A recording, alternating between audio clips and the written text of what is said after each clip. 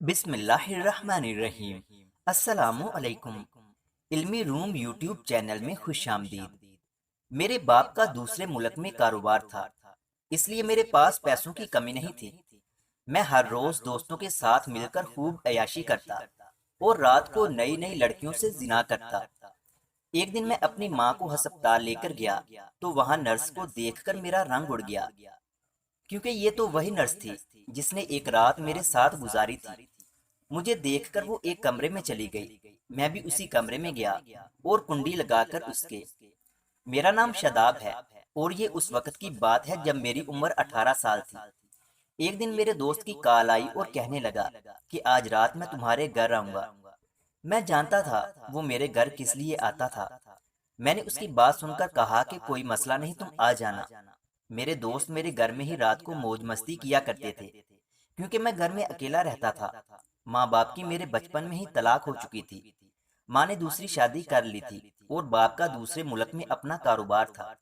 वो मुझे वहां से पैसे भेज देता और मैं यहाँ दोस्तों के साथ अय्याशी करता था।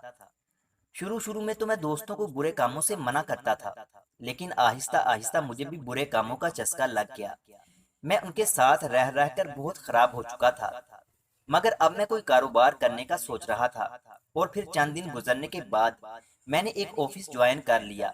नौकरी मिलने की खुशी में मैंने हफ्ते की रात घर में पार्टी रखी और सब दोस्तों को दावत दी। लेकिन हैरत की बात यह थी कि मेरे घर पहुंचने से पहले मेरे दोस्त पहुंच चुके थे। ड्राइंग रूम में एक लड़की भी बैठी थी जो मेरे दोस्त लेकर आए थे। वो लड़की मुझे मुंह बना बनाकर दिखा रही थी। मैंने गुस्से में कहा, मुझे ऐसे क्यों बोल रही हो? मेरा दोस्त कहने लगा, क्या हो गया है? ऐसी बात ना करो, वो चली ही ना जाए। मैंने गुस्से में कहा, जाती है तो जाए, मैंने इसका क्या करना है? मेरा दोस्त मुझे गुस्से से घूरने लगा। खैर मैं अपने कमरे की तरफ जाने लगा तो मेरे दोस्तों ने रोक लिया और कहने लगे, कहाँ जा रहे हो? मैंने कहा कि मैं इतना नेक भी नहीं हूँ कि ये सब छोड़कर चला जाऊं। बस मेरे आने का इंतजार करो। मैं ये कहकर अपने कमरे की तरफ चला गया। थोड़ी देर के बाद मैं कमरे से बाहर आया और वहां पर उनके साथ ही बैठ गया और रात खूब मजे लिए। अगले दिन सुबह के वक्त मेरी आंख खुली। मेरे सर में दर्द था। मैंने मोबाइल उठाकर टाइम देखा तो 8 बज रहे थे। मुझे हैरत हो रही थी, मैं इतनी जल्दी उठ कैसे गया? खैर मैं उठा, फ्रेश हुआ और ऑफिस के लिए तैयार हो गया। सारा दिन ऑफिस में गुजार कर मैं रात को वापस घर आया और अपने दोस्त को कॉल की और उससे पूछा कि आज नहीं आना क्या? वो कहने लगा, अगर तुम कहते हो तो कोई और लड़की लेकर आ जाती हैं। मैंने उससे कहा, ठीक है, अभी आ जाओ। अब तो मुझे अजीब सी आदत होती जा रही थी। हर वक्त मेरे हाथ में सिगरेट होती थी और हर रोज लड़कियां मेरे पास रात गुजारने आती थी। अब तो मेरी रूटीन यही बन गई थी। मुझे किसी की परवाह नहीं थी। मुझे खुद तो ये मालूम नहीं था कि लड़कियां कहाँ से आती हैं। बस मुझे इतना पता था कि मेरे दोस्त उन्हें कहीं से खरीद कर लाते हैं और मैं उन्हें पैसे देता हूँ। वक्त यूं ही गुजरता रहा। फिर एक रोज रात के वक्त मैं लॉन में खड़ा सिगरेट पी रहा था कि मोबाइल की घंटी बजी। मैंने मोबाइल की तरफ देखा, मेरे दोस्त का नंबर जगमगा रहा था। मेरे लबों पर मुस्कुराहट बिखर गई। मैं नहीं जानता था मैं इतना खुश क्यों हो रहा था। मैंने जल्दी से कॉल उठाई। दूसरी तरफ मेरे दोस्त की जगह पर कोई लड़की बात कर रही थी। मैंने हैरानगी से पूछा, कौन बात कर रही हो? वो कहने लगी, आपके दोस्त की दोस्त बात कर रही हूँ। उसकी बात सुनकर मुझे गुस्सा आया। मैंने गुस्से में कहा कि फिर मुझे कॉल क्यों की है? कहने लगी कि आपने मेरे दोस्त को क्यों बुरे कामों पर लगा रखा है।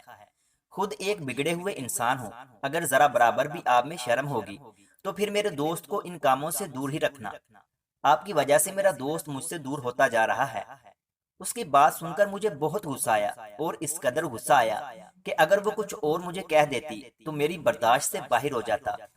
मुझे तो बस तजस्सुस हो रहा था, ये लड़की कौन थी? मैं बस एक बार इस लड़की को देखना चाहता था। बदला लेना तो बाद की बात थी। मैंने थोड़ी ही देर बाद उसी नंबर पर कॉल की। अब मोबाइल मेरे दोस्त के पास था। मैंने कहा, एक लड़की ने इसी नंबर से मुझे फोन करके मेरी बेइज्जती की है। अगर तुम मुझसे दोस्ती रखना चाहते हो तो तुम्हें मेरा एक काम करना होगा। वो कहने लगा, भाई तुम्हारे लिए जान भी हाजिर है, बोलो क्या करना है? मैंने कहा कि जो तुम्हारे पास थोड़ी देर पहले लड़की थी वो कौन थी? मेरी बात सुनकर वो हंसते हुए कहने लगा कि वो मेरी एक बहुत पुरानी दोस्त थी। वो ऐसे ही जरा दिमाग भरी लड़की है, तुम उसकी बातें दिल पर मत लो। मैंने गुस्से में कहा कि मुझे वो लड़की चाहिए। वो कहने लगा, भाई पागल हो गए हो, क्या बोल रहे हो? उसकी बात सुनकर मैंने कहा कि पागल नहीं हुआ, मुझे बस वही लड़की चाहिए। अगर दे सकते हो तो ठीक है, वरना मुझे आज के बाद कॉल मत करना। मैंने ये कहकर कॉल काट दी। मैंने उसे बेबस कर दिया था। मैं जानता था कि वो मेरे लिए कुछ भी कर सकता है। मैं अब उसकी कॉल का इंतजार करने लगा। वो बातों से मुझे ऐसी वैसी लड़की बिल्कुल भी नहीं लगी थी और मैं जानता था कि वो मेरे पास आने के लिए कभी नहीं मानेगी। लेकिन मैं भी देखना चाहता था कि मेरा दोस्त मेरे साथ क्या करेगा। अगले दिन मैं ऑफिस से वापस आया तो सामने मेरा दोस्त आया हुआ था। मैंने संजीदगी से उसकी तरफ देखा। फिर सोफे पर जहां एक डरी सहमी लड़की बैठी हुई थी, मेरा दोस्त मेरा बाजू पकड़कर मुझे साइड पर ले गया और कल वाली बात पर हाथ जोड़कर माफी मांगने लगा और कहने लगा, मेरी खातिर उस लड़की को बुला दो, वो नहीं आ सकती। हाँ, मगर मैं ये लड़की लाया हूँ। मैंने अपनी दोस्ती की खातिर कल वाली लड़की बुला दी और उस नई लड़की को देखने लगा। वो मुझे बहुत अजीब लग रही थी। चेहरे पर मासूमियत छाई हुई थी। डर की वजह से उसके हाथ कांप रहे थे, जिन्हें वो छुपा रही थी। मेरा दोस्त कहने लगा कि कल सुबह मैं इसे ले जाऊंगा। वो ये कहकर वहां से चला गया। मैं उस लड़की की तरफ हुआ तो वो रोती हुई मेरे सामने हाथ जोड़ने लगी। मैंने गुस्से में कहा कि ये ड्रामा मुझे मत दिखाओ। वो रोती हुई कहने लगी, मैं ऐसी वैसी लड़की नहीं हूँ। मैंने हैरत से उसकी तरफ देखा। उसकी आंखों से मोटे मोटे आंसू निकल रहे थे। वो कह रही थी, प्लीज मेरे पास मत आना। मैंने उसकी तरफ कदम बढ़ाए, मगर वो पीछे होती हुई सोफे पर गिर पड़ी और रोती हुई कहने लगी, खुदा के लिए मुझे यहाँ से जाने दो। आपने जितने पैसों में मुझे खरीदा है, मैं वो सारे पैसे वापस कर दूंगी। वो रोती हुई कहने लगी, मुझे उस आदमी को वापस मत करना, प्लीज आप मुझे यहाँ से जाने दें। वो रोती हुई मेरे पाँव में गिर गई। मैंने उसे कंधों से पकड़कर उठाया और कहा कि देखो, मैंने किसी के साथ आज तक जबरदस्ती नहीं की, तुम रोना बंद करो। मैंने बेसाख्ता उसके आंसू साफ कर दिए। वो पीछे हुई, उसकी आंखें लाल हो रही थीं। मैंने कहा, मैंने बोला है ना, मैं आपको कुछ नहीं करूंगा। वो कहने लगी, वो लड़का मुझे ले जाएगा, उसने मुझे खरीदा हुआ है। शायद वो मेरे दोस्त की बात कर रही थी। मैंने कहा, तुम्हें कोई भी नहीं ले जाएगा, मैं अब तुम्हें किसी और के हवाले नहीं करूंगा। वो मुझे हाथ जोड़कर कहने लगी, मुझे जाने दो। मैं उस लड़की को देख रहा था, कितनी जल्दी थी उसे। उसका बस नहीं चल रहा था, नहीं तो वो जल्दी से भाग जाती। मैंने उसे कहा कि ठीक है, तुम रोना बंद करो और यहाँ से वापस चली जाओ। ये सुनते ही वो अपना दुपट्टा लपेटकर खुद को डांपते हुए चली गई और मैं उसे जाता हुआ देखने लगा। मेरे लबों पर मुस्कुराहट आ गई थी।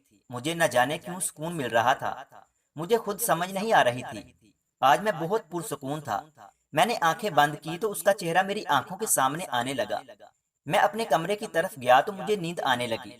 आज से पहले तो मैं रात को देर तक जागता रहता था, मुझे कभी यूं नींद नहीं आई थी। मैं बेड पर लेटा था, मेरी आंखों के सामने न जाने क्यों वही लड़की आ रही थी।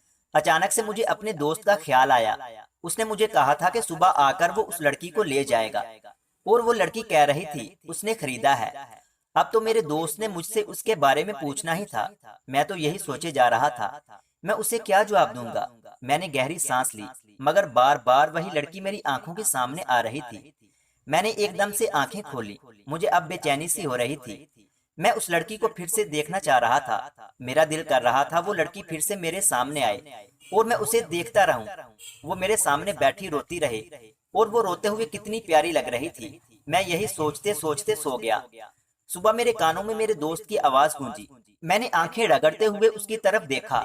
वो गुस्से में कहने लगा, वो लड़की किधर है? मैंने अपना सर एक हाथ से दबाते हुए कहा, पता नहीं, मैं तो अचानक से सो गया था। न जाने वो कहाँ चली गई। न जाने उसने रात को मुझे क्या पिला दिया था। मुझे तो होश ही नहीं थी। मेरा दोस्त हंसकर कहने लगा, शक्ल से तो इतनी शरीफ और मासूम लग रही थी और तुझ जैसे चालाक इंसान को धोखा देकर चली गई। मैंने कहा, भाई अब मुझे उस लड़की के बारे में कुछ नहीं मालूम। वो कहने लगा, अच्छा मैं कोई और लड़की ले आऊंगा। दोस्त की बातें सुनकर मेरी आंखों के सामने उस लड़की का रोता हुआ चेहरा आ गया। कैसे वो मुझसे माफिया मांग रही थी, हालांकि उसकी कोई गलती नहीं थी। उस वक्त माफी तो मुझे मांगनी चाहिए थी। मैंने नफी में सर हिला दिया और कहा, कोई जरूरत नहीं अब कोई भी लड़की लाने की। ये कहकर मैं ऑफिस के लिए चल दिया। रास्ते में कुछ लेने के लिए मैं एक दुकान में दाखिल हुआ। अचानक से मेरी एक औरत के साथ टक्कर हुई। मैंने जैसे ही उसकी तरफ देखा, मेरे होश उड़ गए। मैं खुशी से उसे देखने लगा। वो शायद मुझे नहीं पहचान पाई थी, मगर मैंने उसे पहचान लिया था और मैंने बेसाख्ता बोल दिया, मामा आप? मैंने जब उन्हें मामा कहा तो वो हैरानगी से मेरे मुंह की तरफ देखने लगी। मैं उनके गले लग गया। मैंने हमेशा से सोचा था कि कभी अपनी माँ से बात नहीं करूंगा, मगर उन्हें सामने देखकर न जाने मुझे क्या हो गया था। माँ ने मुझे बताया कि उसे दूसरे शोहर ने भी छोड़ दिया है, क्योंकि मेरे यहाँ औलाद नहीं हुई। मैं माँ को घर ले आया और उससे शिकवे भी किए कि मुझे क्यों छोड़ा था आपने। माँ कहने लगी, मुझे माफ कर दो बेटा, छोड़ने के बाद मैं भी सुकून की जिंदगी नहीं गुजार सकी। तुम्हारे बाप ने ही मुझे छोड़ा था और तुम्हें भी जबरदस्ती अपने पास रख लिया था। मैं मजबूर हो गई थी, लेकिन तकदीर ने आज मुझे तुमसे मिलवा ही दिया। माँ भी मुझे देखकर खुश हो रही थी और मैं भी। मैंने हमेशा के लिए माँ को अपने घर रख लिया। खैर, कुछ दिन गुजरने के बाद मुझे फिर उस लड़की की याद सताने लगी। मैंने अपने उस दोस्त को कॉल की और कहा कि मुझे वो लड़की हर सूरत चाहिए जो उस रात लेकर आए थे और वो भाग गई थी। वो कहने लगा, मैं उसे कहाँ से ढूंढ कर लाऊं? मैंने घबराते हुए कहा, मुझे बस वही लड़की चाहिए।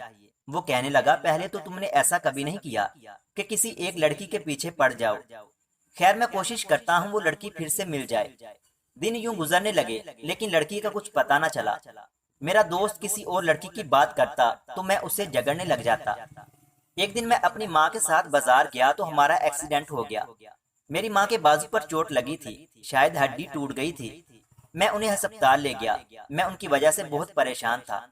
थोड़ी देर बाद ऑपरेशन थिएटर से एक नर्स बाहर निकली। अभी वो मुझे कुछ बताने ही वाली थी कि मेरी नजरें उस पर ठहर गईं। मैं पागलों की तरह उसे देखने लगा और वो भी मुझे देखे जा रही थी। मैंने उसका हाथ पकड़ लिया और पूछने लगा, तुम वही लड़की हो ना? तुम किधर चली गई थी? वो घबराई हुई अपना हाथ छुड़वाकर कहने लगी, आपकी वालिदा का ऑपरेशन हो चुका है, आप इन्हें घर ले जा सकते हैं। वो लड़की नर्स बन गई थी। मैं उसके पीछे उसके कमरे में चला गया। वो बाहर की तरफ देख रही थी। मैंने उसे बुलाया तो उसने मुड़कर मेरी तरफ देखा और अपनी आंखों से आंसू साफ करने लगी। मैंने संजीदगी से कहा, मैंने आपको बहुत तलाश किया है, मुझे आपसे मोहब्बत हो गई है। वो कहने लगी, मैं आपका एहसान कभी नहीं भूल सकती। फिर वो मुझे अपने बारे में बताने लगी। कहने लगी, मेरे माँ बाप इस दुनिया में नहीं हैं। मैं अपने चचा के पास रहती थी। मैं पढ़ रही थी और नर्स बन रही थी, मगर मेरे चचा नशई और जुआरी थे। पहले तो सब कुछ ठीक था, मगर एक दिन पैसों की खातिर उन्होंने मुझे आपके दोस्त को बेच दिया था। मैं बहुत परेशान थी, घबराई हुई थी और बहुत डर रही थी। जब आपने मुझे छोड़ा तो मैं वहां से निकल गई और अपनी एक सहेली के घर चली गई। उसकी फैमिली बहुत अच्छी थी। उन्होंने मेरा बहुत ख्याल रखा और मुझे नर्स बनाया। लेकिन जानते हैं, मैं इन सब का जिम्मेदार आपको समझती हूँ। अगर आज मैं यहाँ हूँ तो बस आपकी वजह से हूँ। मैंने कहा, तो फिर मुझसे शादी कर लें, मेरे एहसान का बदला मुझे दे दे। मगर उस लड़की ने नफी में सर हिला दिया और कहने लगी, आप अच्छे इंसान नहीं हैं, माँ बाप के साथ भी नहीं रहते। उसकी बात सुनकर मैंने कहा, नहीं, अब मैं अपनी माँ के साथ रहता हूँ। सब गलत काम भी छोड़ चुका हूँ। उस रात के बाद मैंने कुछ भी नहीं किया, सुधर गया हूँ। और जानती हैं, मैं इन सब की वजह आपको समझता हूँ। जब मैं छोटा था तब माँ बाप में अलैदगी हो गई। माँ ने भी छोड़ दिया, बाप भी दूसरे मुल्क चला गया। मैं अकेला हो गया था। फिर मुझे कोई कुछ कहने वाला नहीं था। जहाँ दोस्त ले जाते चला जाता था। अब्बू पैसे भेजते थे। मैं खुद भी अयाशी करता और अपने दोस्तों की भी करवाता था। मैं बहुत बिगड़ा हुआ था, मगर जिस रात आप आई थी, उस रात मुझे बहुत अजीब लगा। आपके आंसू देखकर, आपको रोता हुआ देखकर मुझे कुछ हुआ था। मैं इतना रहमदिल नहीं था जो आपको छोड़ देता, मगर आपके आंसुओं ने मुझे मजबूर कर दिया। वो मेरी तरफ देखे जा रही थी। शायद उसे बिल्कुल भी यकीन नहीं आ रहा था कि मैं सच में ऐसा हो गया हूँ। मैंने गहरी सांस लेकर उसकी तरफ देखा और उसके कदमों में बैठ गया। उसे यकीन दिलाया कि मैं एक अच्छा इंसान बनकर उसके साथ अपनी जिंदगी गुजारना चाहता हूँ। मेरी बहुत मिन्नतें करने के बाद वो मेरे साथ शादी के लिए मान गई। मैं जब माँ को घर ले आया तो उन्हें उस लड़की के बारे में बताया। वो भी शादी के लिए मान गई। मैं बहुत खुश हुआ और जल्द ही मेरी उस लड़की के साथ शादी हो गई। मैं अक्सर उसका शुक्रिया अदा करता हूँ। अगर वो ना होती तो आज न जाने मैं कहाँ होता। अब मुझे बहुत अच्छा लगता है। मुझे पता चल गया था कि एक अच्छा इंसान बहुत से लोगों को अच्छा बना देता है, और उस लड़की की एक मुलाकात ने एक बिगड़े हुए लड़के को सुधार दिया था। और आज मेरी वजह से मेरे सारे दोस्त भी सुधर गए थे। मजीद इस तरह की अच्छी अच्छी और सबक आमोज कहानियाँ सुनने के लिए हमारे YouTube चैनल इल्मी रूम को सब्सक्राइब लाजमी करें। मिलते हैं अगली वीडियो में, तब तक के लिए अल्लाह हाफिज।